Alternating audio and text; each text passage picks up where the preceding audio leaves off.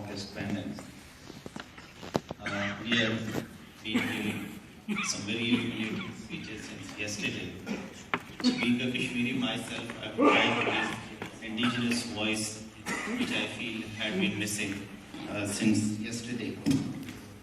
I had been witnessing a word being repeatedly used, and that is dispute.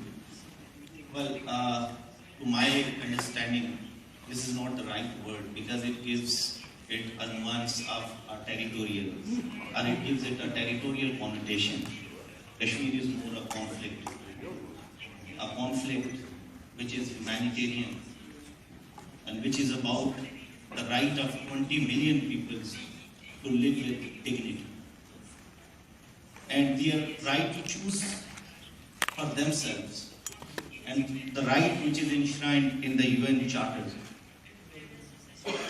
So we have had an argument over here that we need to accept LOC as a permanent border. Well, that is a very dehumanizing stance, because Kashmir, it is neither a territorial dispute nor it is a religious one. It is about the self-identity of Kashmiris. Indeed, India's economic clout overpowers, and that is why I haven't heard any word of condemnation since yesterday about what India has inflicted upon Kashmiris and the egregious violence which is unleashed, not for just 110 days, but for past 3 decades.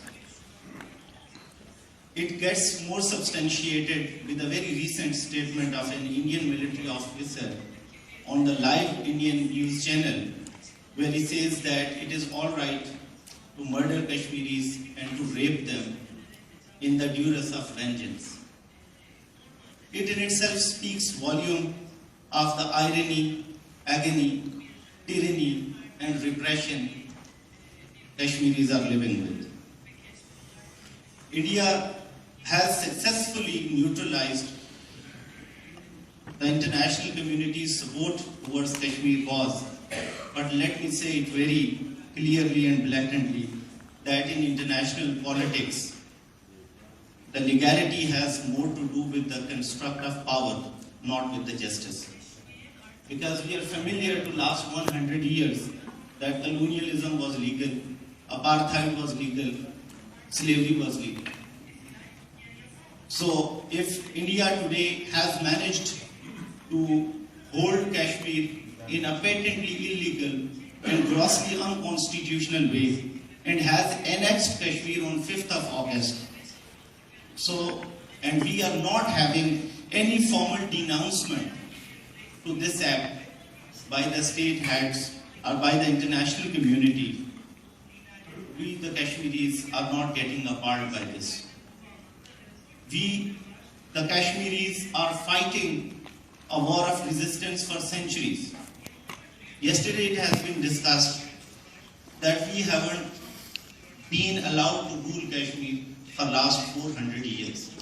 We have been ruled by invaders, we have been ruled by others. It is about our self-identity. We want to be ruled by our own selves. We have been a national community.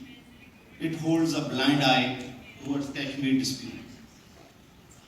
We have been coming across the argument of development, that we are doing this to develop Kashmiris, which is a colonial, redundant, and obsolete argument.